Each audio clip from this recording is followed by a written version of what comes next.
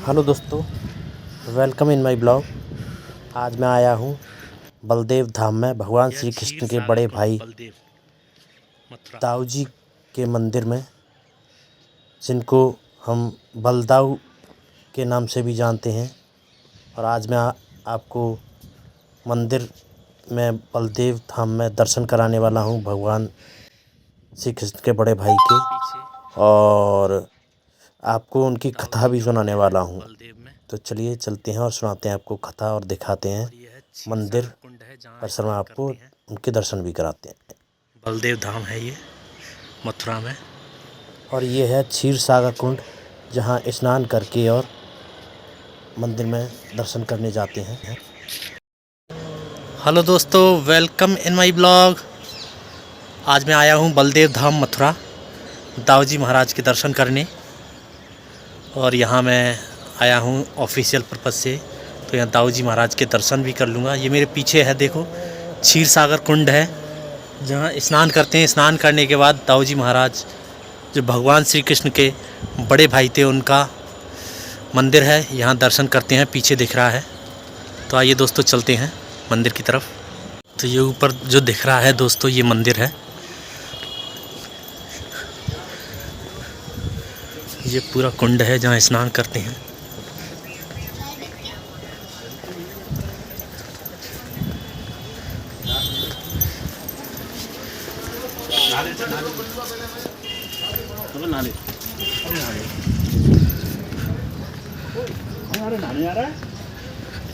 तो ये घाट बने हुए हैं सारे, वासुदेव घाट, नंद घाट, गोविंद घाट।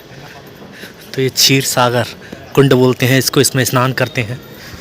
स्नान करके और ये मंदिर परिसर में, मंदिर में दर्शन करने जाते हैं दाऊ जी महाराज के, जो भगवान श्री कृष्ण के और बड़े भाई थे, बलदेव दाऊ जी, जिनको हलधर भी बोलते हैं।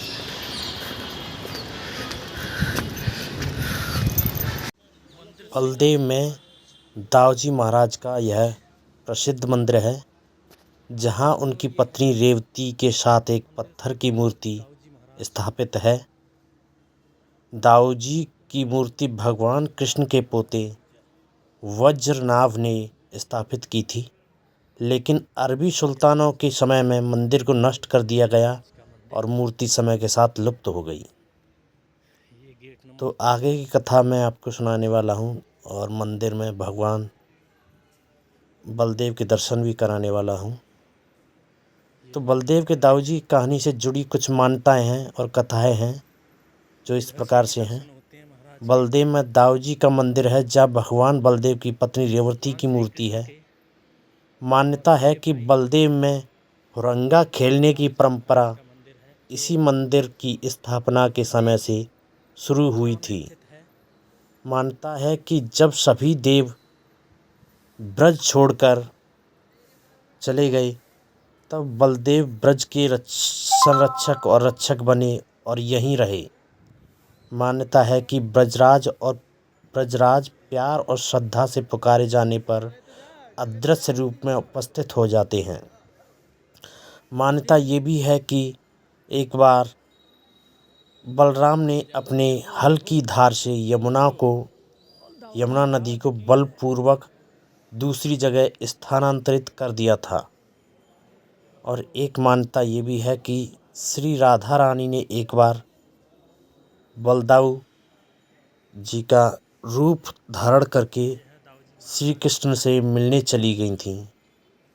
मान्यता है कि श्री कृष्ण ने राधा को पहचान लिया था और कहा था कि अब तो आप इस गोरे दाऊ जी रूप में यहाँ वन में ही उपस्थित रहो। तो बहुत सारी मान्यताएं हैं बलदेव धाम से जुड़ी हुई। और ये सामने भगवान बलदेव दाऊ जी महाराज के दर्शन हो रहे हैं।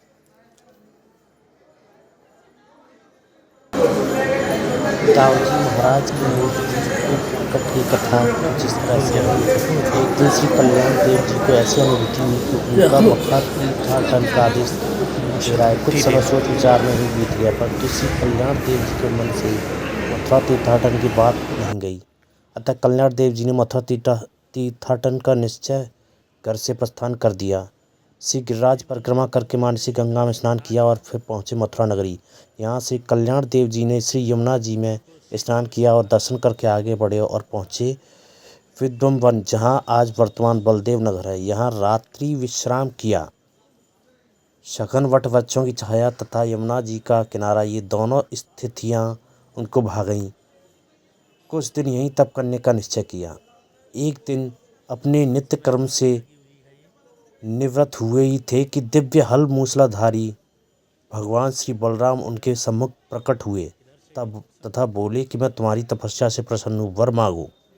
कल्याण देव जी ने करबद्ध प्रणाम कर निवेदन किया कि प्रभु, आपके नित्य दर्शन के अतिरिक्त मुझे कुछ भी नहीं चाहिए, अतः आप नित्य मेरे घर विराजो। बलदेव जी ने तथास्तु कहकर स्वीकृति दी और अंतर्ध्यान हो गई। साथ ही यह भी आदेश दिया कि जिस प्रयोजन हेतु मथुरा यात्रा कर रहे हो, वे सभी फल तुम्हें यहीं मिलेंगे। और श्री दाऊजी महाराज जी ने श्री कल्याण देव जी को बताया कि इसी वट वृक्ष के नीचे मेरी एवं रेवती की प्रतिमाएं भूमिस्थ हैं, उनका प्राकट्य करो। अब तो कल्याण देव जी की व्याकुलता बढ़ गई है और जुट गए भूमि को खोदने में, जिस स्थान का आदेश श्री बलराम दाऊ जी ने किया था। इधर एक और विचित्र व्याख्यान है। गोकुल उपस्थित हुआ कि जिस दिन श्री कल्याण देव जी को साक्षात्कार हुआ, उसी पूर्व रात्रि को गोकुल में गोस्वामी गोकुलनाथ जी को स्वप्न हुआ कि जो श्यामा गाय के बारे में आप चिंतित है, वह नित्य दूध मेरी प्रतिमा के ऊपर स्त्रवित कर देती है। जिस ग्वाले को आप दोषी मान रहे हो, वो निर्दोष है। मेरी प्रतिमाएं वृद्ध वन में वट वृक्ष के नीचे भूमिस्थ हैं, उनको प्राकट कराओ। यह श्यामा गौ प्रसूता न होने के बावजूद भी दूध नहीं देती थी, क्योंकि ग्वाला जब सभी गायों को लेकर वन में चराने ले जाता था, तभी ये श्यामा गाय एक स्थान पर जा खड़ी हो जाती थी और श्यामा गाय के थनों से स्वयं ही दूध उस स्थान पर गिरने लगता था जहाँ पर श्री दाऊजी और रेवती माया की मूर्तियाँ भूमिस्थ थीं, और गाय के थनों में दूध नहीं होता था। इसी कारण महाराज श्री को दूध के बारे में ग्वाला के ऊपर संदेह होता था। प्रभु की आज्ञा से गोस्वामी जी ने उपरोक्त स्थल पर जाने का निर्णय किया। वहां जाकर देखा कि श्री कल्याण देव जी मूर्ति युगल को भूमि से खोदकर निकाल चुके हैं। वहां पहुंचकर नमस्कार और अभिवादन के उपरांत दोनों ने अपने अपने वृतांत सुनाए और निश्चय किया कि इस घोर जंगल में मूर्तियों को हटाकर क्यों ना श्री गोकुल में प्रतिष्ठित किया जाए। कहते हैं कि 24 बैल अनेक व्यक्तियों के द्वारा हटाए जाने पर भी मूर्तियां टस से मस न हुई और इतना श्रम व्यर्थ गया। हार मानकर सभी यही निश्चय किया कि दोनों मूर्तियों को अपने प्राकट के स्थान पर ही प्रतिष्ठित कर दिया जाए। अतः जहाँ श्री कल्याण देव तपस्या करते थे, उसी पर्णकुटी में सर्वप्रथम स्थापना हुई, जिसके द्वारा कल्याण देव जी को नित्य घर में निवास करने का दिया गया वरदान सफल हुआ। यह दिन संयोगत मार्गशीर्ष पूर्णमासी थी। दोनों मूर्तियों की अर्चना की गई तथा सप्तम श्री ठाकुर जी को खीर का भोग रखा गया। अतः उस दिन से लेकर आज तक प्रतिदिन खीर भोग में अवश्य आती है। गोस्वामी गोकुलनाथ जी ने एक नवीन मंदिर के निर्माण का भार वहन करने का संकल्प लिया।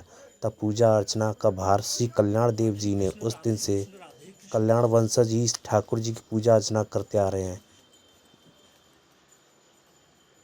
और आगे की कथा इस प्रकार है। यह सारी जमींदारी जो भी बलदेव धाम के आसपास है, बलदेव मंदिर के आसपास है, आज भी मंदिर श्री दाऊजी महाराज एवं उनके मालिक कल्याण वंश, जो कि मंदिर के पंडा पुरोहित कहलाते हैं, उनके अधिकार में है। मुगल काल में एक विशिष्ट मान्यता यह थी कि संपूर्ण महावन तहसील के समस्त गांवों में से श्री दाऊजी महाराज के नाम से पृथक देव स्थान खाते की मालगुजारी शासन द्वारा वसूल कर मंदिर को भेंट की जाती थी, जो मुगल काल से आज तक शाही ग्रांट के नाम से जानी जाती है। सरकारी खजाने से आज तक भी मंदिर को प्रतिवर्ष भेंट की जाती है।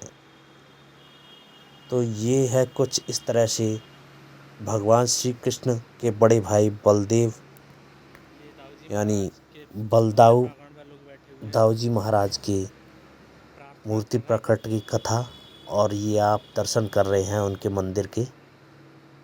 बहुत ही सुंदर मंदिर बना हुआ है। आज भी यहाँ भोग लगने के लिए यहाँ जो पांडे परिवार हैं, उनके परिवारों में से भोग लगने के लिए आता है, हर परिवार से। लहरा रही है। तो मेरी वीडियो अच्छी लगी हो तो लाइक करें, कथा अच्छी लगी हो तो लाइक करें और सब्सक्राइब करना ना भूलें। और बलदेव धाम में दर्शन करने अवश्य आएँ, दाऊजी महाराज के मंदिर में। ये महाराज के मंदिर का पीछे का दृश्य है।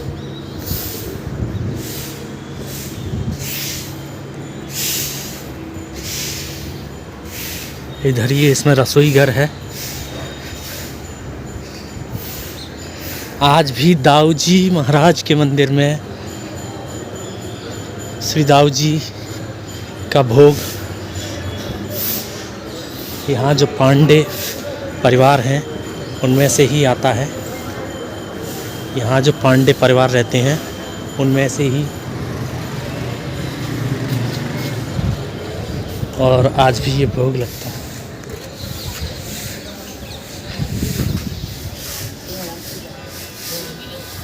इधर ये कुंड है, क्षीर सागर कुंड।